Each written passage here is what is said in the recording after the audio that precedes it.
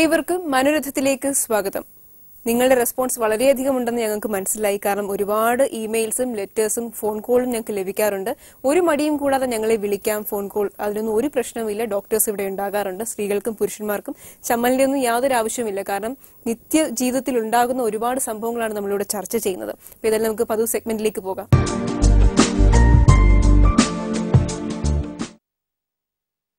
ഇന്ന് നമ്മോടൊപ്പം ഉള്ളത് പതിവ് പോലെ തിരുവനന്തപുരം മെന്റൽ ഹെൽത്ത് സെന്ററിലെ ക്ലിനിക്കൽ സൈക്കോളജിസ്റ്റായ ഡോക്ടർ കെ ഗിരീഷാണ്. നമസ്കാരം ഡോക്ടർ. ഡോക്ടർ, നമുക്ക് കുറെ മെയിൽസും അതുപോലെ എഴുത്തുകളൊക്കെ ഉണ്ട്. അതിന്റെ ഒരുപാട് നമുക്ക് വായിച്ച് ഇവിടെ പോകാൻ ടൈം ഇല്ലാത്തത് കൊണ്ട് ചുരുക്കി ഞാൻ ഡോക്ടറിനോട് ആ ക്വസ്റ്റ്യൻസ് ചോദിക്കാം. ഒരു ലെറ്റർ ഇങ്ങനെയാണ്. ബിടെക്കിന് പഠിക്കുന്ന ഒരു ആൺകുട്ടി ക്ലാസ്സിലൊരു പ്രണയമുണ്ട്. തീവ്രമായ പ്രണയമാണ്. ഈ കുട്ടിക്ക് ആ പെൺകുട്ടിയുടെ വലിയ കാര്യമാണ്. മാരേജ് ചെയ്യാൻ ഇഷ്ടവുമാണ്. പക്ഷേ ഈ പയ്യന്റെ പ്രശ്നം എന്ന് പറഞ്ഞാൽ ലിംഗത്തിന് വലിപ്പക്കുറവ്. കാരണം ബ്ലൂ ഫിലിം ഒക്കെ കാണുന്നത് കൊണ്ട് അതിൽ കാണുന്നതിന്റെ അത്രയും ലിംഗത്തിന്റെ വലിപ്പം എനിക്കില്ല എന്നൊരു തോന്നൽ ഈ കുട്ടിക്ക് വല്ലാത്തൊരു അപകർഷതാ ബോധം ഉണ്ടാക്കുന്നു. അപ്പൊ ഇതിന് എന്താണ് പ്രതിവിധി എന്നാണ് ചോദിക്കുന്നത്.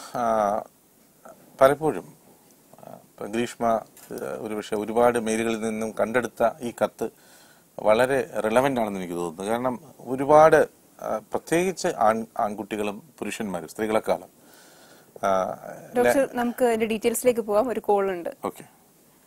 ഹലോ ഹലോ ഹലോ, മനോരഥത്തിലേക്ക് സ്വാഗതം. ഇതാരാണ്? പാലക്കാട് നിന്ന്. ആരാണ് വിളിക്കുന്നത്? പേര് പറയൂ. ഫിറോസ്. ശിവദാസ്.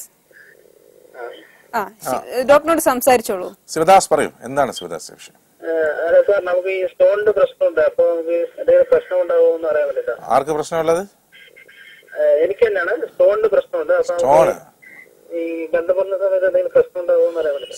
സ്റ്റോണ് തീർച്ചയായിട്ടും ഒരു യൂറോളജിസ്റ്റിനെ കാണിക്കുക, ചികിത്സ എടുക്കുക, മാറ്റുക. പിന്നെ അത് വളരെ സിമ്പിൾ ആയിട്ടുള്ള കാര്യമല്ലേ. കാരണം ഇപ്പം കിഡ്നി സ്റ്റോൺ എന്ന് പറയുന്ന വെച്ചോണ്ടിരുന്നു കഴിഞ്ഞാൽ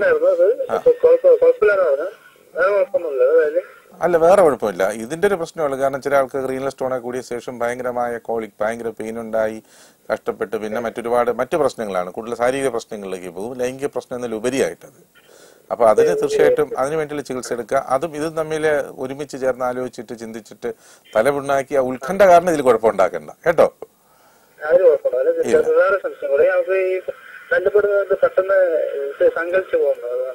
പെട്ടെന്ന് മുസ്ലിം പവർ ഇപ്പൊ നിർഭാഗ്യവശം നിരോധിച്ചു കളഞ്ഞു, അല്ലെങ്കിൽ ഭാഗ്യവശം എനിക്കറിയില്ല. ഇപ്പൊ മുസ്ലിം പവർ എന്നൊരു സാധനം നമുക്കിവിടെ ആ ബ്രാൻഡ് കേരളത്തിലോ ഇന്ത്യയിലോ ലോകത്തോ കിട്ടാനില്ല. അത് നിരോധിക്കപ്പെട്ട സാധനമാണ്. ഈ മുസ്ലിം പവറും ഞാൻ പറയുന്നില്ല, പൊതുവായിട്ട് അതിനെക്കുറിച്ച് പറയാൻ ഞാൻ ആളല്ല, അത് വേറെ സാധനം. പൊതുവായി ലൈംഗികമായ കഴിവുകളെ കൂട്ടുന്ന ഒരുപാട് ഇത്തരത്തിലുള്ള ഗുളികകൾ അല്ലെങ്കിൽ മരുന്നുകൾ അല്ലെങ്കിൽ കുഴമ്പുകൾ ഉണ്ടെന്നുള്ള ഒരു പ്രചാരത്തിന് ശാസ്ത്രീയമായ അടിത്തറ വളരെ കുറവാണ്. അപ്പോൾ ഇപ്പൊ തന്നെ കൂടുതൽ സമയം നമുക്ക് ലിംഗ ഉദാഹരണം നിലനിർത്താൻ പറ്റുന്നില്ല. ഇവിടെ ഒറ്റ കാര്യം ശിവദാസ് ചിന്തിക്കേണ്ടതുള്ളൂ. ഭാര്യയ്ക്ക് സംതൃപ്തി കിട്ടുന്ന അത്രയും സമയം ഇത് നീട്ടിക്കൊണ്ടുപോകാൻ സാധിക്കുന്നുണ്ടോ? ലൈംഗിക ബന്ധം ഭാര്യയ്ക്ക് അല്ലെങ്കിൽ ജീവിത പങ്കാളിക്ക് സംതൃപ്തി കിട്ടുന്ന സമയത്തോളം ലൈംഗിക ബന്ധം നീട്ടിക്കൊണ്ടുപോകാൻ സാധിക്കുന്നുവെങ്കിൽ ഇറ്റ്സ് ഫൈൻ. കൂടുതലായിട്ട് നമ്മളിങ്ങനെ 48 hours ഐ ആം സ്ട്രോങ് എന്നും തെളിയിക്കേണ്ട കാര്യമില്ല. അതല്ല ഒരു എത്ര ശിവദാസേ എത്ര പറഞ്ഞ ശിവദാസ് കേട്ടില്ല.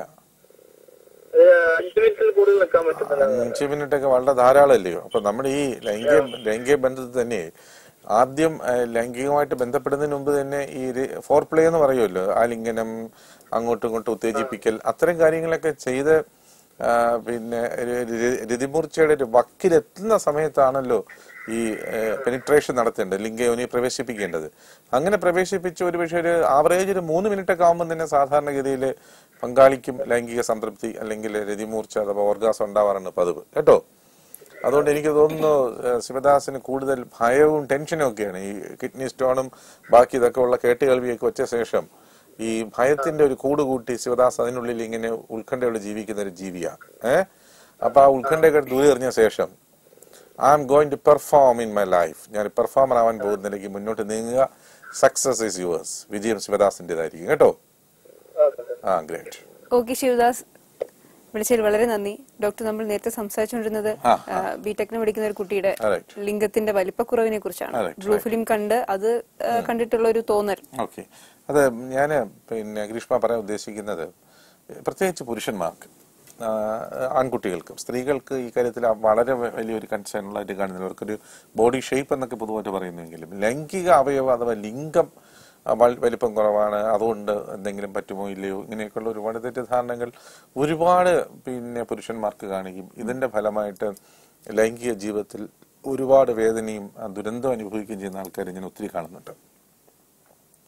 ഇതിന് ഒരു കാര്യം, ഗ്രീഷ്മ ഈ ബിടെക് വിദ്യാർത്ഥിയുടെ കാര്യം പറഞ്ഞ പോലെ ഒരു കൗമാര, ഇപ്പം പലപ്പോഴും ബാല്യം മുതൽക്ക് തന്നെ ഒരുപാട് ഇങ്ങനെയുള്ള നീലചിത്രങ്ങൾ കാണുന്നുണ്ട്. നീലചിത്രങ്ങളിൽ കാണുന്ന ലിംഗം പലപ്പോഴും കൃത്രിമവും ചില ടെക്നിക്കലുടെ ഭാഗമായിട്ട് വലുതും ചെറുതുമാക്കി മാറ്റുകയൊക്കെ ചെയ്യുന്ന സാധനങ്ങളാണ്. ഇതൊക്കെ കണ്ട ശേഷം ഇവരുടെ ധാരണ എന്ന് പറഞ്ഞാൽ ഇതൊക്കെ ഈ ഹനുമാന്റെ വാല് പോലത്തെ സംഭവമാണ്. അപ്പൊ ഇങ്ങനെയുള്ള ധാരണയുമായിട്ടാണ് കല്യാണത്തെയും ദാമ്പത്യ ജീവിതത്തെയൊക്കെ തന്നെ ഇവർ സമീപിക്കുന്നത്. നീലചിത്രങ്ങളോ മഞ്ഞ പുസ്തകങ്ങളോ നൽകുന്ന മിത്തുകൾ, തെറ്റിദ്ധാരണകൾ, അതും മനസ്സിൽ കരുതിയ ശേഷം പോകുന്നതാണ് ഒരു പ്രധാന കാര്യം. രണ്ടാമത്തെ കാര്യം, ഈ പുരുഷൻ പലപ്പോഴും ചിന്തിക്കുന്നത് ഒരു സർദാർജി സ്റ്റൈലാണ്.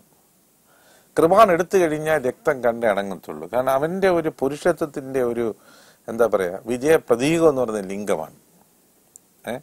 അപ്പം എന്റെ ലിംഗം ചെറുതാണെന്നോ ഞാൻ അങ്ങ് പോയി, എന്റെ കഥ കഴിഞ്ഞു. എന്റെ ഭാര്യ ഒന്ന് ഭയപ്പെടുത്തണം, വിരട്ടണം, അവള് പറയണം ചേട്ടൻ ആള് ഭീകരനാ. ആ സർദാർജി കൃപാൺ എടുക്കുന്ന പോലെയാണ് ഇവൻ ഇതിനുള്ള സമീപനം. ആ സമീപനവും മാറ്റേണ്ട വളരെ അത്യാവശ്യം. സ്ത്രീയും പുരുഷനും തമ്മിലുള്ള ബന്ധത്തിന്റെ ഏറ്റവും അടിസ്ഥാനം ഹൃദയങ്ങൾ തമ്മിലുള്ള സമഞ്ജസമായ സമ്മേളനം, സ്നേഹത്തിന്റെ ഒരുമ.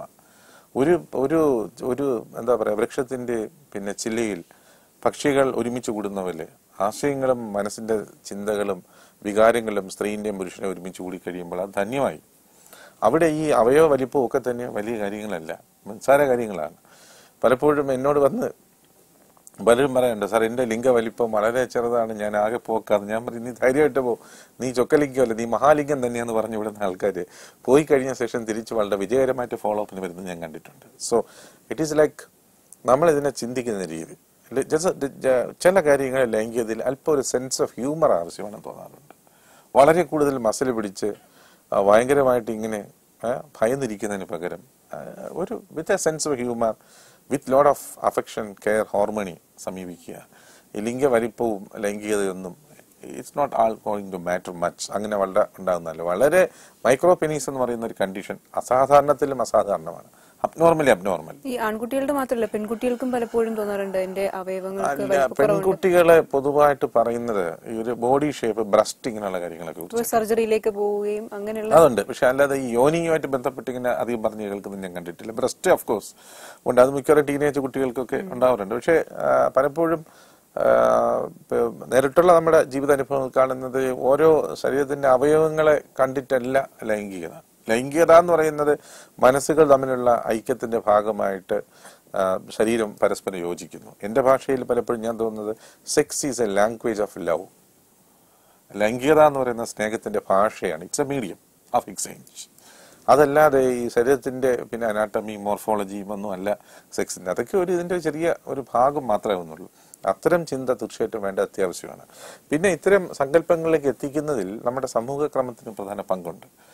ഒരു പെൺകുട്ടിയുടെ വൈറ്റൽ സ്റ്റാറ്റിസ്റ്റിക്സ് എങ്ങനെയാവണം എന്ന് ചിന്തിക്കുന്ന ഫാഷൻ ഇൻഡസ്ട്രിയാണ്. അതിന്റെ പിന്നിൽ കച്ചവടവും കൗമൂസും വേറെയുണ്ട്. ഇതൊക്കെ കണ്ട ശേഷം ഇതിലേക്ക് മാറാനും അതിൽ നിന്ന് കുറച്ചൊരു വ്യത്യാസം ഉണ്ടെങ്കിൽ എന്നെ കിട്ടാൻ വരുന്നവൻ എന്നെ ചിന്തിക്കുമോ, എന്നെ ഇഷ്ടപ്പെടുമോ എന്നുള്ള ധാരണകളൊക്കെ ഇങ്ങനെ നമ്മുടെ കൊച്ചു കുട്ടികളെ ഇത്തരത്തിലുള്ള തെറ്റിദ്ധാരണകളുടെ കുരുക്കിൽ എറിഞ്ഞു കൊടുക്കുന്നത് സാമ്പത്തിക ലാഭത്തെ കൊയ്യുന്ന മറ്റൊരു ഭാഗം മനുഷ്യരുടെ ലാഭത്തിന് വേണ്ടിയാണ്. അപ്പൊ അതിനെയൊക്കെ തന്നെ തകർത്തുകൊണ്ട് ചിന്തിക്കാൻ വേണ്ടിയുള്ള കൽപ്പും കഴിവും ശാസ്ത്രീയതയും ഒക്കെ ഉണ്ടാവും. അപ്പോ ഏതായാലും ഈ ലൈംഗിക അവയവങ്ങൾക്ക് വലിപ്പക്കുറവുണ്ടെന്ന് വെച്ചൊരു പ്രശ്നമല്ല എന്ന് തന്നെയാണ് ഡോക്ടർ പറയുന്നത്. അതിലൊന്നും ഒരിക്കലും ലൈംഗിക ജീവിതത്തെ ബാധിക്കില്ല. അതൊന്നും കണ്ടല്ല, മനസ്സിന്റെ സ്നേഹവും മനസ്സുമായിട്ടുള്ള അടുപ്പവും മ്യൂച്വൽ അണ്ടർസ്റ്റാൻഡിംഗ് ഒക്കെയാണ് ലൈഫിൽ ഏറ്റവും അത്യാവശ്യമായിട്ടുള്ളത്. ഏതായാലും ഇതുപോലെ മറ്റൊരു നല്ല വിഷയവുമായി നമുക്ക് വീണ്ടും കാണാം ലൈംഗിക ജീവിതത്തിലൂടെ.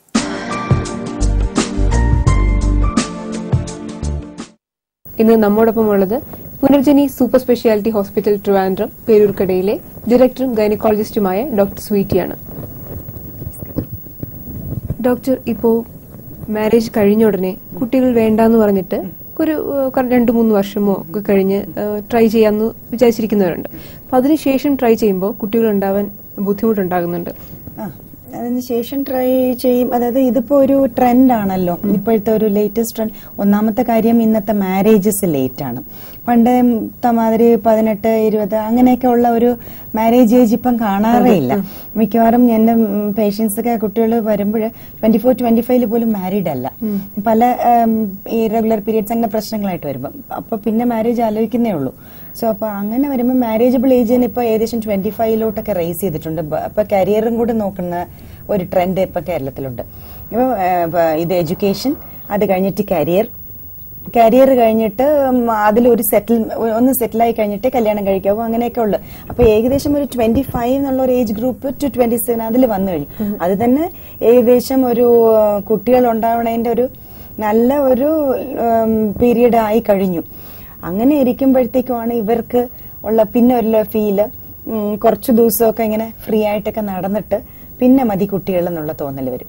അങ്ങനെ വന്നിട്ട് ഒരു 1 or 2 years ഈ കോൺട്രസെപ്ഷനും അതൊക്കെ എടുത്തിട്ട് വേണ്ടാന്ന് വിചാരിച്ചിങ്ങനെ നടക്കാം. അപ്പൊ ആ സമയത്ത് ഉണ്ടാവുന്ന എന്തെന്ന് വെച്ചാൽ ഇവര് ട്രൈ ചെയ്യാത്തതുകൊണ്ട്, സപ്പോസ് രണ്ടുപേർക്കും എന്തെങ്കിലും കുഴപ്പങ്ങൾ ഉണ്ടെങ്കിൽ പോലും അത് മാസ്ക് ചെയ്യപ്പെടും, അവര് അറിയാറില്ല. അങ്ങനെ ഒരു പ്രശ്നമുണ്ട്. എന്ന് വെച്ചാൽ ചിലപ്പം പുരുഷനിൽ എന്തെങ്കിലും വന്ധ്യതയുടെ പ്രശ്നങ്ങൾ ഉണ്ടാവാം, അല്ലെങ്കിൽ ഈ സ്ത്രീക്ക് തന്നെ എന്തെങ്കിലും ആക്ച്വലി പീരീഡ് ഇറഗുലാരിറ്റി കാണാം, അല്ലെങ്കിൽ ശരിക്കുള്ള അണ്ടോൽപാദനമില്ല, അങ്ങനത്തെ പ്രശ്നങ്ങൾ ഉണ്ടാവും. ഇതൊന്നും ഇവര് അവരുടെ ഗർഭധാരണത്തിന് നമ്മൾ ശ്രമിക്കുന്നില്ല, അല്ലെങ്കിൽ ഈ കോൺട്രസെപ്റ്റീവ് മെത്തേഡ്സ് എടുക്കുന്ന കൊണ്ട് നമ്മൾ അത് ഉണ്ടാവണില്ല എന്നുള്ളതായിരിക്കും. അപ്പം ഇവർ രണ്ടുപേരെ കുറിച്ചും ഒരു ഈ വന്ധ്യത ഉണ്ടോ ഇല്ല എന്നുള്ളൊരു ധാരണയില്ല. എന്നിട്ടാണ് ഇവർ ആക്ച്വലി സ്വയം അങ്ങ് തീരുമാനിച്ചിട്ടാണ് രണ്ടുപേരും ഈ ഇതിന് വേണ്ടിയിട്ട് ഈ സ്പേസിങ്ങും അല്ല, ഈ ലേറ്റ് ആക്കുന്നത് സ്വയം തീരുമാനങ്ങളിലാണ്, അല്ലെങ്കിൽ ഒരു കൺസൾട്ടേഷനൊന്നും എടുത്തിട്ടില്ല. സോ അപ്പൊ ഈ രണ്ടുപേരുടേതും പിന്നെയും ഒരു 2 years മാസ്ക്ഡ് ആവുകയാണ്. അതായത് അവര് വന്നിട്ട് അത് അറിയാതെ പോകുന്നു, അവരുടെ തമ്മിലുള്ള കുറവുകൾ. എന്നിട്ട് എന്താ സംഭവിക്കണമെന്ന് വെച്ചാൽ അത് കുറച്ച് കാലം കൂടെ കഴിഞ്ഞിട്ട് അവര് പതുക്കെ ഒരു 28 വയസ്സൊക്കെ ആകുമ്പോഴായിരിക്കും, ഫീമെയിലിന്റെ കാര്യം ഞാൻ പറയുന്നത്. ആണിന്റെ വയസ്സിന് അത്രയും ഒരു ഇമ്പോർട്ടൻസ് ഉണ്ട്, എന്നാലും സ്ത്രീക്ക് ആണല്ലോ ഗർഭധാരണം എന്നുള്ള പ്രക്രിയ സ്ത്രീയിൽ നിന്നാണല്ലോ. അപ്പൊ അവർക്ക് അത് വളരെ ഇമ്പോർട്ടന്റ് ആണ് ഏജ് എന്ന് പറയുന്നത്. എന്ന് വെച്ചാൽ ഏജിന്റെ കാര്യം പറയാൻ കാരണം, ഈ അണ്ടോൽപാദനം എന്ന് പറയുമ്പോൾ അണ്ടമുണ്ടാകുന്ന എഗ്സ്, ആ ക്വാളിറ്റി, അത് ഒരു യങ് ഏജില് ഒരു 28-30 ആ ഏജ് ഗ്രൂപ്പ് വരെയൊക്കെ നല്ല ഒരു ക്വാളിറ്റി ആയിട്ടുള്ള ഒരു എഗ്സ് ആയിട്ട് വരത്തുള്ളൂ. കുറച്ച് ഏജ് ഇങ്ങനെ ആവും തോറും ക്വാളിറ്റി ഓഫ് എഗ്സ് കുറയും. പിന്നെ അണ്ടോൽപാദന കപ്പാസിറ്റിയുടെ ഇത് പതുക്കെ ഒരു കുറവ് വരും. പഴയ പോലത്തെ എന്തൊക്കെ പറഞ്ഞാലും യങ് ഏജിലുള്ള ഒരിത് ഏജ് കൂടുന്തോറും ഉണ്ടാവില്ല. സോ അപ്പൊ അങ്ങനത്തെ പ്രശ്നങ്ങൾ ഇതൊന്നും അറിയാതെ ഇവര് ഇങ്ങനെ ഇത് ചെയ്യും, വേണ്ടാന്ന് വെച്ചിട്ടിരിക്കും. പിന്നെ ഒരു 27 വയസ്സിൽ പിന്നെ ഒരു വർഷം ശ്രമിക്കും, വീണ്ടും ഷീസ് 28, അങ്ങനെ 28 വയസ്സായി. അങ്ങനെ ഇരുന്നിട്ട് പിന്നെ എല്ലാം കഴിയുമ്പോൾ ഇവരെല്ലാം യൂഷ്വലി എങ്ങനെയാ വരുന്നത്, ഒരു വർഷം കഴിയുമ്പോഴത്തേക്കും ശ്രമിച്ചു, ഞങ്ങൾക്ക് ഇങ്ങനെ ഇത് കിട്ടിയില്ല. അപ്പൊ പൊതുവേ ഉള്ള ധാരണ എന്ന് വെച്ചാൽ നമുക്ക് വേണ്ടാന്ന് വെച്ചു, ഞങ്ങൾക്ക് ട്രൈ ചെയ്ത് അടുത്ത മാസം അങ്ങ് പ്രഗ്നന്റ് ആകാം, അങ്ങനെ ഒരു ഒരിക്കലും അല്ല. നമ്മളിലുള്ള എന്താണുള്ള കുറവുകൾ അല്ലെങ്കിൽ എന്തെങ്കിലും പ്രശ്നങ്ങളുണ്ടോ അത് അറിയാതെ നമ്മൾ ഇതിൽ മുമ്പോട്ട് പോകുമ്പോൾ ഉള്ള ഈ കുഴപ്പങ്ങൾ അതൊക്കെ. അപ്പം അത് കഴിഞ്ഞിട്ടാണ് പിന്നെ ഓടി വരുന്നത്. അപ്പോഴത്തേക്കും സ്ത്രീക്ക് 28 വയസ്സ് കഴിഞ്ഞു. ഒരു ബേസിക് ലെവലാണ് ഞാൻ ഈ പറയുന്നത്. കഴിഞ്ഞ് വരുമ്പോഴത്തേക്കും തന്നെ നമ്മൾ ആക്ച്വലി 28 അബവ് എൽഡർലി പ്രൈമി എന്ന് പറയും. അതായത് പ്രസവിക്കുന്ന ഏജിന്റെ എൽഡർ ഏജ് ആയി കഴിഞ്ഞു, അതായത് റിസ്ക് ഉള്ള ഏജ് എന്ന് പറയുന്നത്. ആ ഏജിൽ ഇവർ ഇതുവരെ പ്രഗ്നന്റ് ആയിട്ടില്ല. പിന്നെയാണ് നമ്മൾ ആക്ച്വലി ഈ വന്ധ്യത കണ്ടുപിടിക്കുന്നതും വന്ധ്യത ട്രീറ്റ്മെന്റ് തുടങ്ങുന്നതും. അപ്പൊ ഇങ്ങനെയാണ് ഈ ലേറ്റ് ആകുന്നത്. ഈ അല്ലാതെ ഇപ്പം 18 വയസ്സിൽ കല്യാണം കഴിച്ചു, 21 വയസ്സ് വരെ ഒരു കുട്ടിക്ക് വേണ്ടാന്ന് വിചാരിച്ചു, അതൊക്കെ നാച്ചുറൽ ഇവന്റ് ആണ്. അതൊക്കെയാണ് അതിന്റെ ശരിക്കും അങ്ങനെയായിരുന്നു വേണ്ടിയിരുന്നത് പണ്ട്. അതാണ്. പക്ഷെ പണ്ട് അങ്ങനെയല്ല, 18 കല്യാണം കഴിക്കും, 18 കഴിക്കും. അപ്പൊ ആ ഒരു ഇതായിരുന്നു. എന്നാൽ അതൊരു ഹെൽത്തി ഇവന്റ്. എന്ന് വെച്ചാൽ 18 ആ കുട്ടി കുറച്ചും കൂടെ വളർച്ച മാനസികമായിട്ടും ശാരീരികമായിട്ടും ഒരു 21 to 25 ആണ് ഗുഡ് ഏജ്, ഒരു നല്ല ഒരു സമയം ഒരു ഗർഭിണിയാവാനുള്ള. അപ്പോഴേ ആരോഗ്യമുള്ള ഒരു കുഞ്ഞിനെ കിട്ടാനും ബുദ്ധി വളർച്ചയും നല്ല ഒരു ചുറുചുറുക്കുള്ള കുഞ്ഞിനെ കിട്ടാനുള്ള സാധ്യത കൂടുകയുള്ളൂ. ഡെഫിനറ്റ് ആണ്, അത് ശാസ്ത്രം തന്നെ പ്രൂവ് ചെയ്തിട്ടുള്ള കാര്യം. നമ്മൾ ഈ ഡിലേ ചെയ്യുക. അപ്പം ആലോചിക്കേണ്ട ഒരു കാര്യം, ഈ കപ്പിൾസ് അവര് കല്യാണം കഴിക്കുമ്പോൾ തന്നെ ആലോചിക്കണം അവരവരുടെ ഏജിനെ കുറിച്ചൊരു ധാരണ. ഇപ്പൊ ഞാൻ 25 വയസ്സായി 26 വയസ്സായ ഒരു പെൺകുട്ടിയാണ്. അപ്പം എനിക്ക് ഇനി ഈ 2 വർഷം കഴിയുമ്പം എന്തായിരിക്കും എന്റെ അവസ്ഥ എന്നറിയരുത്. സോ മാക്സിമം ആദ്യത്തെ വർഷം തന്നെ അങ്ങനെ ഉള്ളവര് ഡിലേ ചെയ്ത് ട്രൈ ചെയ്ത് പറ്റിയില്ല എന്നുണ്ടെങ്കിൽ അവർക്ക് എത്രയും വേഗം ചികിത്സാ സൗകര്യങ്ങളിലേക്ക് പോകാം, അല്ലെങ്കിൽ പരിശോധനകൾ ചെയ്ത് കാര്യം കണ്ടുപിടിക്കാൻ പറ്റും. അല്ലെങ്കിൽ അറ്റ്ലീസ്റ്റ് അങ്ങനെ എന്തെങ്കിലും കാരണം കൊണ്ട് ഡിലേ ചെയ്തേ പറ്റൂ എന്നുള്ള ഒരു പഠിത്തം അങ്ങനെയൊക്കെ കാണും. കാരിയർ അങ്ങനെ വേണ്ടി വരുമ്പോൾ ചെയ്യേണ്ടത്, ഇവര് തനിയെ നമുക്ക് ഡിലേയിങ് ആകാമെന്ന് ഭാര്യയും ഭർത്താവും വിചാരിക്കുന്നതിന് മുമ്പേ ഒരു കൺസൾട്ടേഷൻ ഫ്രം ദി ഡോക്ടർ. നേരെ മറിച്ച് നമ്മളായിട്ടൊന്ന് തീരുമാനിക്കുക. ഇത് സ്വയം ചികിത്സ പോലത്തെ ഒരു സംഭവമാണ്. സ്വയം ഡോക്ടേഴ്സിനോട് കൺസൾട്ട് ചെയ്യാതെ പിൽസ് കഴിക്കുന്നതും അങ്ങനത്തെ ഒരു പിന്നെ എന്താ ചെയ്യാന്ന് വെച്ചാൽ ഇതില് വേണ്ടാന്ന് വെച്ചിരുന്നു. പിന്നെ ഈ ശരിക്കും മരുന്നുകളോ കോൺട്രസെപ്ഷൻ OC പിൽസ് ഒന്നും കഴിക്കത്തില്ല. എന്ത് ചെയ്യുന്ന വെച്ചാൽ മരുന്ന് മിസ് ചെയ്യും. അല്ല പിന്നെ ഓടിപ്പോയി ഈ കുറെ ഈ ഐപ്പില്ല ഞാൻ മെൻഷൻ ചെയ്യുന്നില്ല, പിന്നെ ആ തരത്തിലുള്ള സംഭവങ്ങൾ എമർജൻസി കോൺട്രസെപ്റ്റീവ്സ് അത് ഓടിപ്പോയിട്ട് അതുപോലെ പല പല സംഭവങ്ങളുണ്ട് വിപണിയിൽ. അത് പോയാൽ ഒരു മെഡിക്കൽ ഷോപ്പിൽ നിന്ന് കൊടുക്കും, അത് വാങ്ങിക്കുക കഴിക്കുക. അപ്പൊ അത് വന്നിട്ട് ഒരു ഗർഭനിരോധന മാർഗമല്ല, അത് റുട്ടീനായിട്ട് ചെയ്യുന്നവരുണ്ട്. ഓരോ പ്രാവശ്യവും ഈ മരുന്ന് തെറ്റുമ്പോൾ അല്ലെങ്കിൽ തമ്മിൽ ബന്ധപ്പെടുമ്പോൾ ഇനി കുട്ടികളുണ്ടാവുമോ എന്നുള്ള പേടിയിൽ ഓടിപ്പോവുക, ഐപ്പില്ല് കഴിക്കുക. ഏറ്റവും ദോഷം ചെയ്യുന്ന ഒരു സംഭവം ഹൈ ഡോസ് ഹോർമോൺ ആണ് ഈ ഐപ്പിൽ എന്ന് പറയുന്നതൊക്കെ. അതുപോലത്തെ ഒരു സംഭവങ്ങൾ ആവശ്യമുള്ളവർക്ക് മാത്രം. സപ്പോസ് എപ്പോഴെങ്കിലും അങ്ങനെ ഒരു പ്രശ്നം വരിക അല്ലെങ്കിൽ തെറ്റിപ്പോയതുകൊണ്ട് ഈ വല്ലപ്പോഴും ഉപയോഗിക്കാൻ പറ്റിയത്, അതിന് എമർജൻസി സംഭവം കോൺട്രസെപ്ഷൻ പേര് വെച്ചിരിക്കണം അതിനു വേണ്ടി. എന്ന് വെച്ചാൽ അതിനൊരു നിത്യചര്യ ആക്കരുത്. സോ ഇങ്ങനത്തെ ഒരു ഇതിൽ പോകാതെ ബേസിക് ആയിട്ട് ഇപ്പം ഏത് പ്രായത്തിലായാലും നമ്മളിപ്പോ വേണ്ടാന്നൊരു സ്പേസിങ് വിചാരിക്കുകയാണെങ്കിൽ, അല്ലെങ്കിൽ ഒരു ഡിസ്റ്റൻസിൽ കുട്ടികൾ തമ്മിലാണെങ്കിലും, അല്ലെങ്കിൽ ഒരു ആദ്യത്തെ പ്രഗ്നൻസി ലേറ്റ് ആക്കണം എന്ന് വിചാരിക്കുന്നവരാണെങ്കിലും ഫസ്റ്റ് തങ്ങളെ കുറിച്ച് ഒരു ചെക്കപ്പ് വേണം. മെയിൽ ആൻഡ് ഫീമെയിൽ രണ്ടുപേരും ഒരു ചെക്കപ്പ് അത്യാവശ്യമാണ്. അതായത് നമുക്കതൊക്കെ ഒരു ഭയങ്കര നാണക്കേടാണ് നമ്മുടെ ഒരു സൊസൈറ്റിയിൽ. നമ്മളിപ്പം പൊതുവെ സ്ത്രീകൾക്കില്ല കേട്ടോ, സ്ത്രീകൾ അവരിതിന് വിധേയരാണ്. എന്ന് വെച്ചാൽ അവരെ ചെക്ക് ചെയ്തോളണം, സ്കാൻ ചെയ്തോളണം. ഇതൊക്കെ ആണുങ്ങളെയും കൊണ്ടുവന്ന് ഇങ്ങനെ ഇരുത്തി തരും, നമുക്ക് എന്ത് വേണമെങ്കിലും അവളെ ചെയ്തോളന്നുള്ള മട്ടില്. സോ അതെനിക്ക് ഒട്ടും സഹിക്കാൻ പറ്റാത്ത ഒരു ആറ്റിറ്റ്യൂഡാണ്. ഞാനത് ഒരിക്കലും വെച്ചാൽ ഈ സ്ത്രീ മാത്രമാണ് ഗർഭധാരണത്തിനും ഒരു കുഞ്ഞിനെ പ്രസവിക്കാനും ഉള്ള ഒരു അവളുടെ മാത്രം പ്രശ്നമാണത് എന്നുള്ള മട്ടിലുള്ളത്. എന്നാൽ 60% അത് ആണിന്റെയാണ്. പുരുഷന്റെ കുഴപ്പം കൊണ്ടാണ് 90% പ്രഗ്നൻസീസും നടക്കാണ്ട് പോകുന്നത്. എന്ന് വെച്ചാൽ കൗണ്ട് കുറവ്. ഇന്നത്തെ കാലത്ത് ഈ പൊല്യൂഷനൊക്കെ ഉണ്ടായതുകൊണ്ട് വളരെയധികം, പിന്നെ ഈ ചൂടുള്ള രാജ്യങ്ങളിൽ പോയി ജോലി ചെയ്യണവർക്ക് വളരെയധികം ഇത് അഫക്ട് ചെയ്യുന്ന സംഭവം. ഈ കൗണ്ട് വളരെ കുറയുക, അത് പിന്നെ ഒന്ന് ശരിയായി കിട്ടാൻ 3 മാസത്തെ ചികിത്സ വേണം. അത്രയും കാലം കാത്തിരിക്കണം.